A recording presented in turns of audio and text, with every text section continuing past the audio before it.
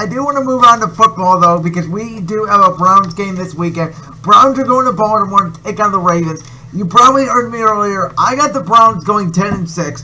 I don't have them winning this game, but I would easily take the +8 for the Browns to cover. I think this is a really close game. Obviously, we don't know what's going to come out of this Kevin Stefanski offense.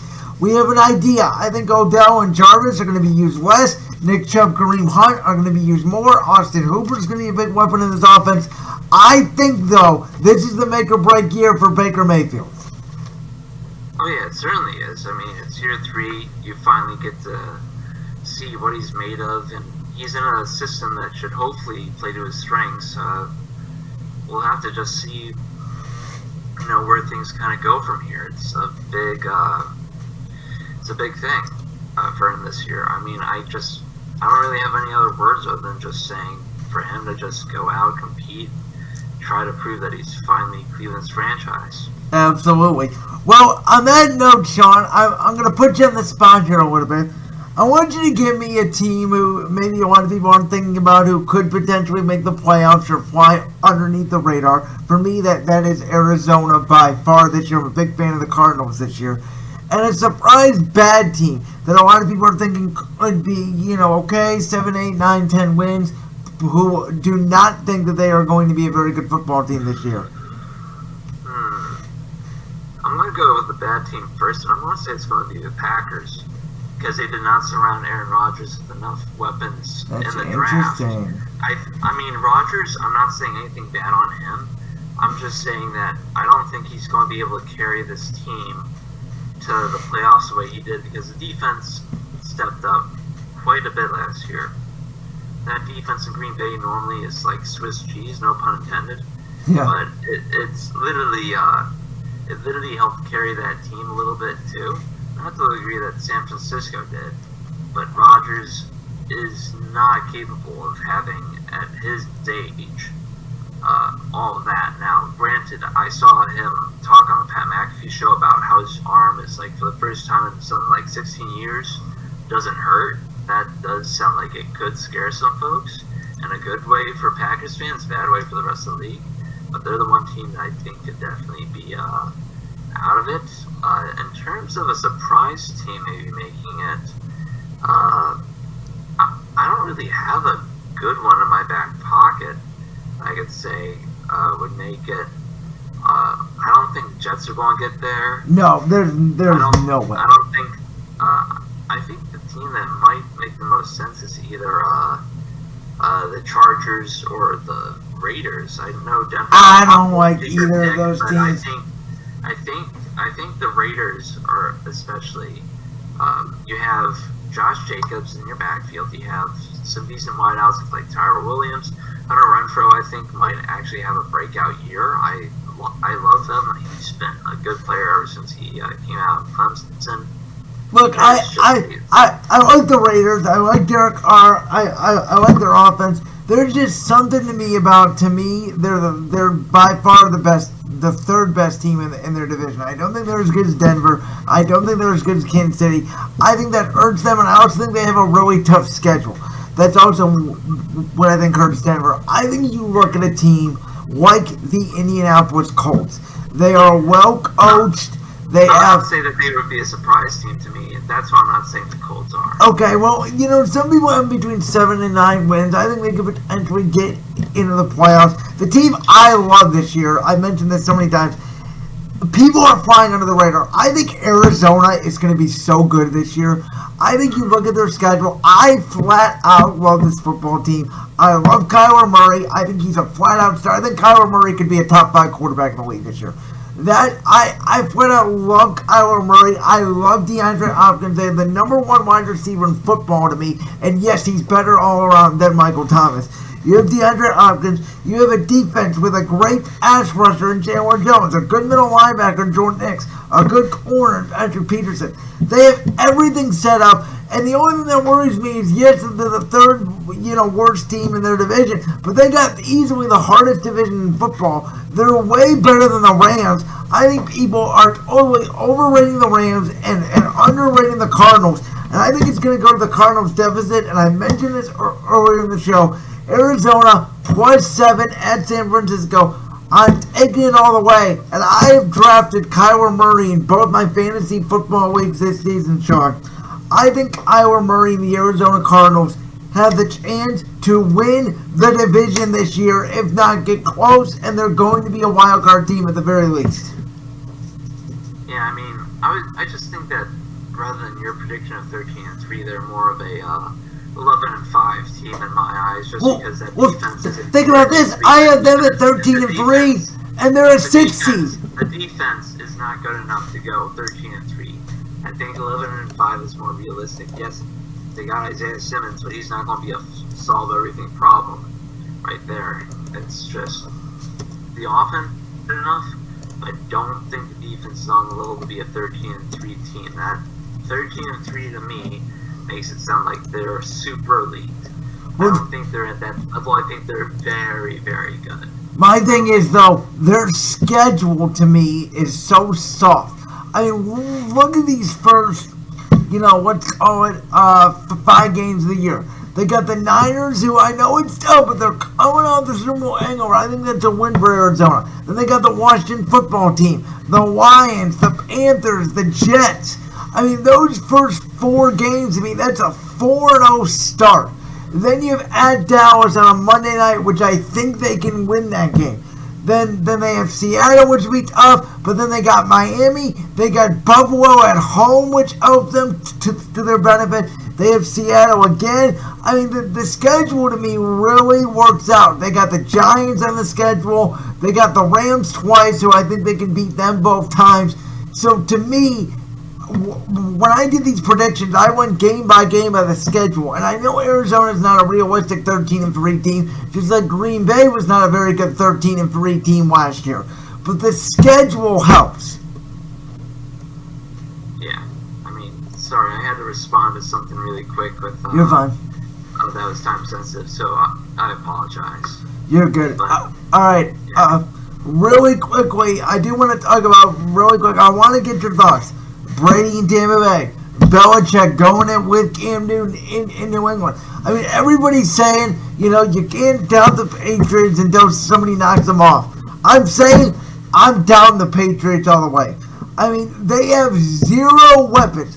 Cam Newton doesn't have anybody to throw the ball to. Don't give me Kent State Illuminati Julian Edelman, okay? He's running with a piano on his back.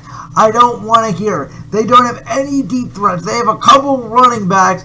That's about it. This team is Cam or bust. I mean, I had them somewhere between 6 and 8 wins. I think I gave them a couple more wins only because I knew that Cam was going to be the starter.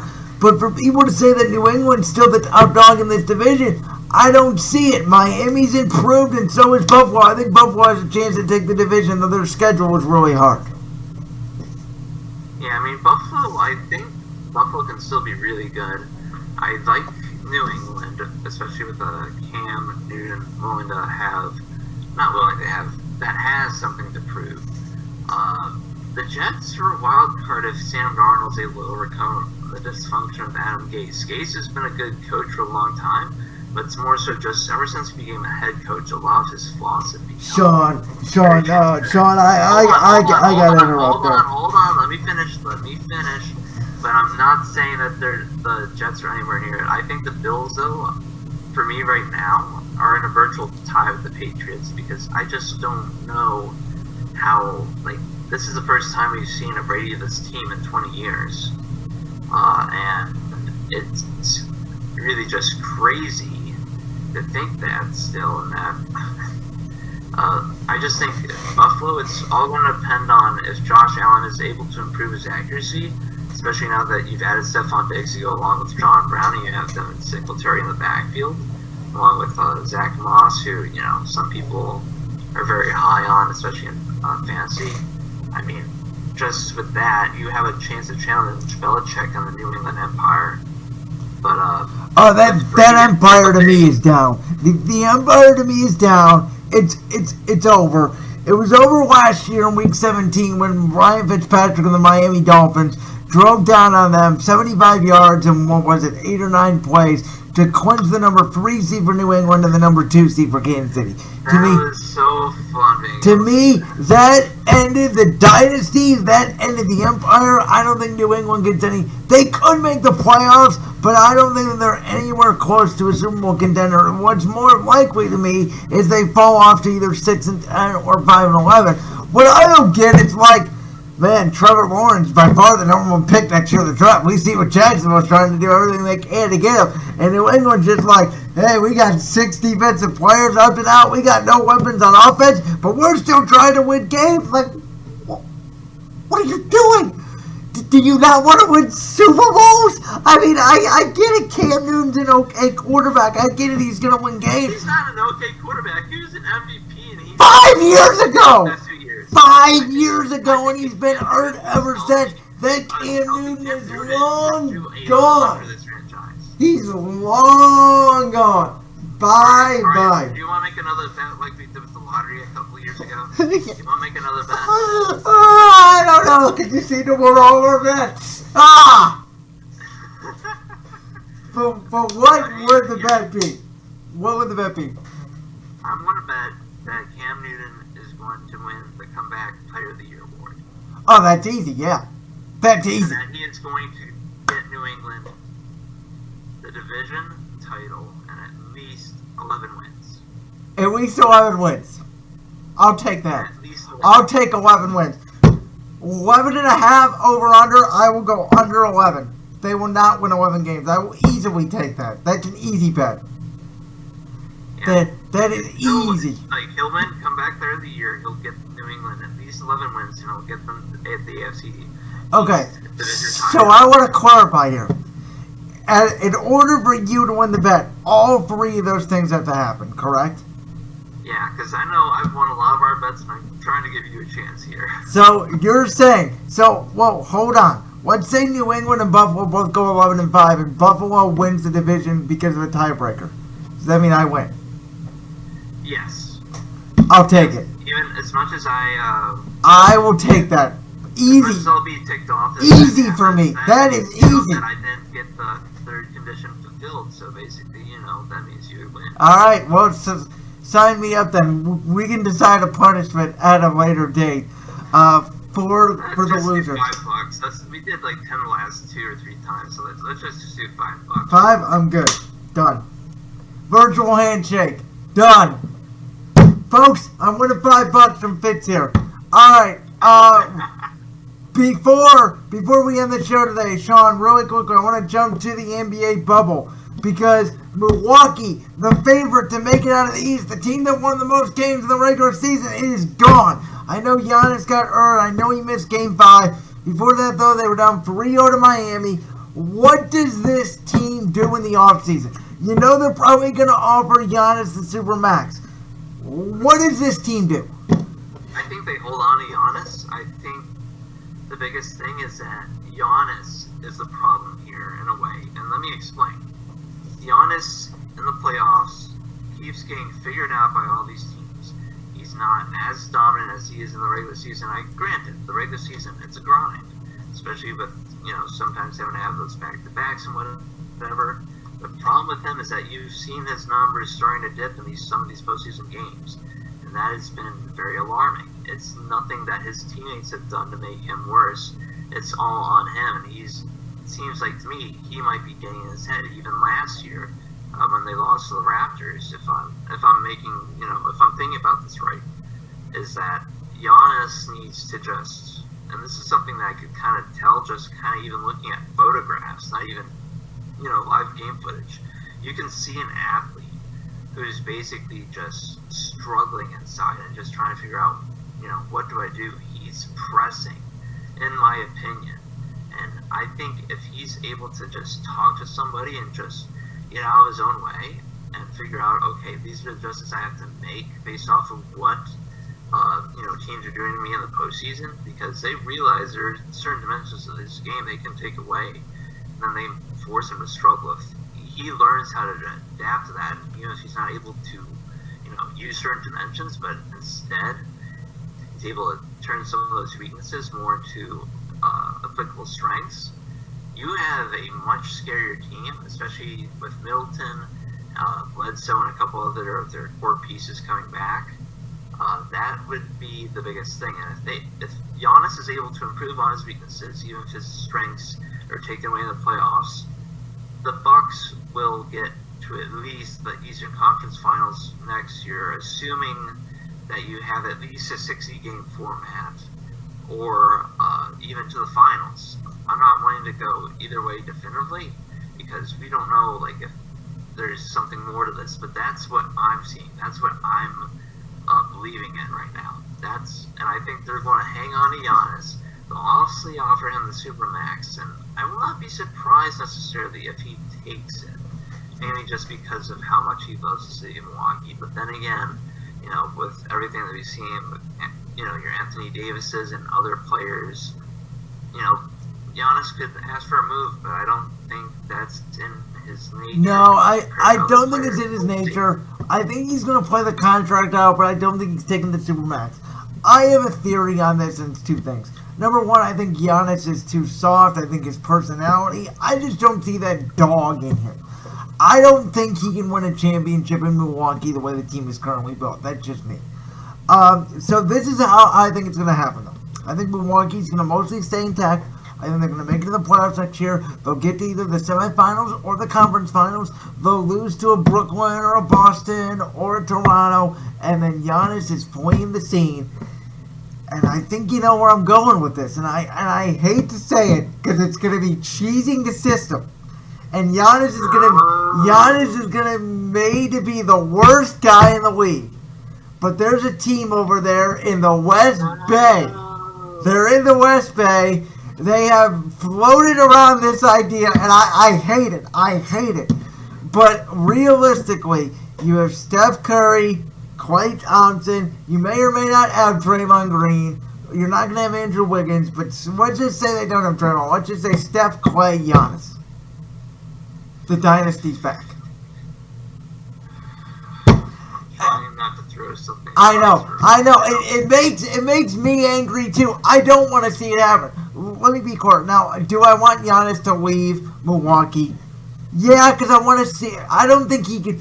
I don't think he can win. I want to see a small market thrive. That's my. I've just never been a fan of Milwaukee. In terms of baseball, no one would have come to the Cavs in these LeBron years that we've had. Yeah, but I will say this though. That's why I like seeing teams like Milwaukee.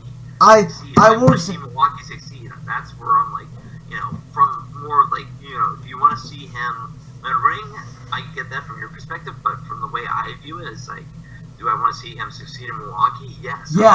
Yes, I do, but I don't think that they can win a ring in Milwaukee. Just like LeBron didn't think he could win a ring in Cleveland the first time. That's why he went to Miami. And I only know this because my good friend Cam Seco is a big Washington Capitals fan. The Capitals almost every year could not get past the first or second round. Yep, and they finally broke through. But hockey's a different sport than the NBA. The NBA is star-driven, Sean. It's completely star-driven, and in my opinion, and you know what, Richard Jefferson. When Richard Jefferson said Giannis is more of a Scotty than Michael, I gotta say right now, I gotta agree with him. I don't know if Giannis himself, and especially in this day and age in the NBA, because I don't think Chris Middleton's a number 2. I think he's a number 3. So either Milwaukee's got to trade for a number 2 co-star, or Giannis has to leave to join up with somebody. That's just how today's NBA works. We saw it with AD this past offseason with Paul George. They joined LeBron and Kawhi Leonard, and now we are on a collision course, which I'm so excited to see. Lakers, Clippers, for my opinion, the NBA Finals. I know it's the Western Conference Finals, but I think the winner of that series will end up winning the championship. They had that the other year when Houston and Golden State played in that 7-game series, which I still think Houston should have won if not for a few fouls. Houston goes against everything I believe in life. They're just we're going to get rid of the big man, and we're just going to... Chris Paul and... That Houston team would have beaten our Cavs. I still say it. I think Capella would have dominated us on the boards. I think that Houston team would have won the championship. But this Houston, I look around and I'm like, So you're just going to run down, shoot a free, miss it, and get blown out by 20. They literally live and die. If they can get hot, they can make threes, they can win playoff games. I've given everybody this. But in a 7-game series, when you have two, and I'm just going to say it, you have two choke artists on your team, in James Harden and Russell Westbrook. You have guys that can't miss threes, and it's what happened last night. You get blown out by the Lakers. They're gone on Saturday night. Give me Lakers Clippers, 7-game series for the Western Conference Championship. Ugh! Here we go. That's the series we all wanted to see.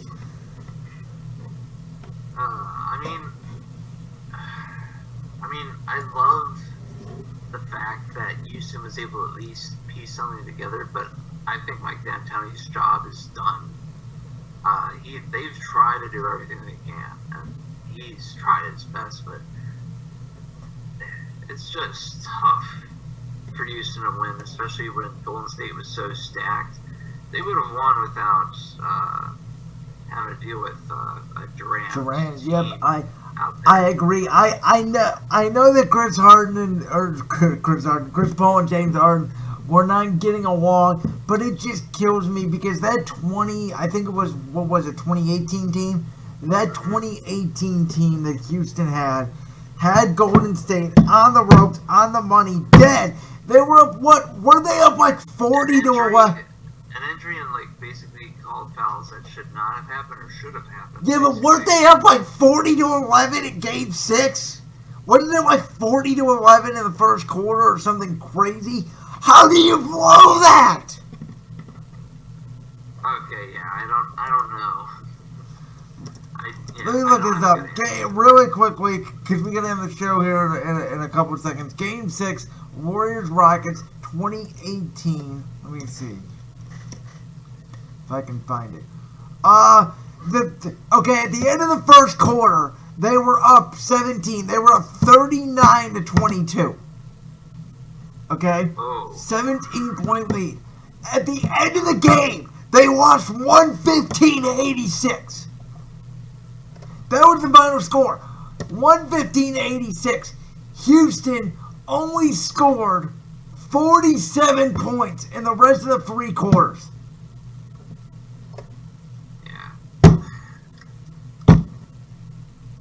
I can't do nothing with that. I know you don't like Houston. You and a friend of mine, a very old friend of mine, would love to talk about players like Kyrie Irving, Russell Westbrook, and James Harden. You would totally get along on some of the viewpoints with that. To me, you gotta have that dog. James Harden is a great offensive player. I give you, he's probably the greatest offensive player I've ever seen, greatest scorer ever. He just doesn't come up clutch in the postseason when it matters. And that's when it matters. There's only really like 2 or 3 guys that I trust with the ball in my hand in the fourth quarter. LeBron, Kawhi Leonard, and Kevin Durant. That's it. Everybody else in the NBA to me, AD, Paul George, Russ, James Harden, they cannot win a championship on their own. Because I don't trust them. You don't trust Lillard? No. Damian's flamed out way too many times in the fourth quarter down the stretch clutch games. I'm sorry, he's a great Robin. He's not a Batman. There's very, very, very few Batman.